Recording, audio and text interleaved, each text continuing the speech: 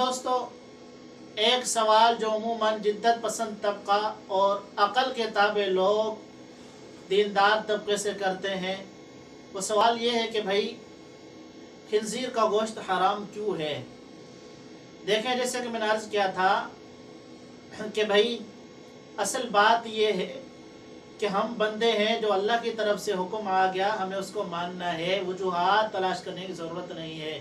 یہ سوال ایک طالب علم نے مجھ سے کیا کہ ایک آدمی نے مجھ سے سوال کیا ہے اور کہہ رہا ہے کہ خنزیر کا گوشت حرام کیوں ہے؟ وہ ذرا عقل کے پیچھے چلنے والا آدمی ہے۔ تو میں نے کہا بھائی آپ اس سے یہ پوچھیں۔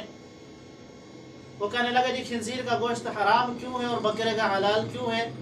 میں نے کہا بھائی آپ ان سے یہ پوچھیں کہ عورت دو قسم کے، ایک عورت وہ ہے جس سے آپ کا تعلق بہن کا ہے، ایک عورت وہ ہے جس سے آپ کا تعلق بیوی کا ہے۔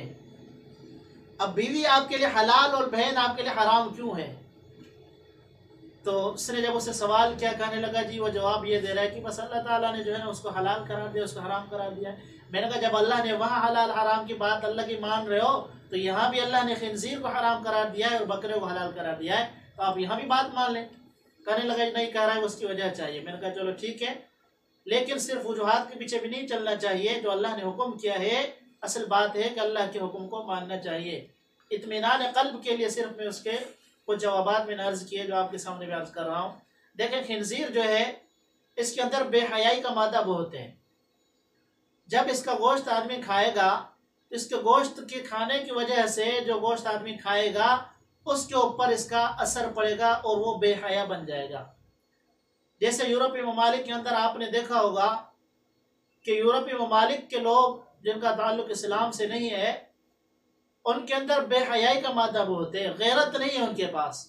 جو وہ تعلق اپنی بیوی کے ساتھ قائم کرتے ہیں وہی ان کا تعلق ان کی ماں بہن کے ساتھ بھی ہوتا ہے۔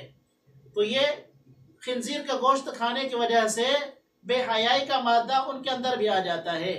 تو جب خنزیر کا گوشت کھائیں گے تو بے حیائی آ جائے گی انسان کے اندر۔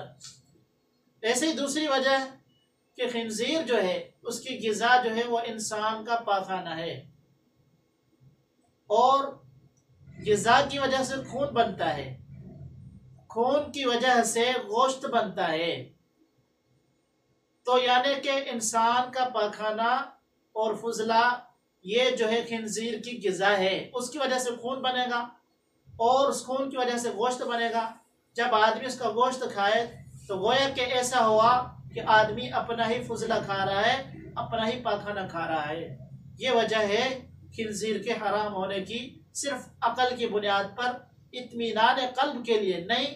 تو اصل وجہ تو اللہ تعالیٰ جانتے ہیں کہ کیا وجوہات ہیں، یہ تو صرف اطمینان قلب کے لیے وجوہات بیان کی جاتی ہے۔ اصل یہ ہے کہ ہم بغیر کسی علت اور وجہ تلاش کرنے کے جناب نبی کریم صلی اللہ علیہ وسلم جو اللہ کی طرف سے احکام لائے، ہمیں بغیر چوں چرا کے ان کو ماننا چاہیے، اسی کے اندر بھلائی ہے۔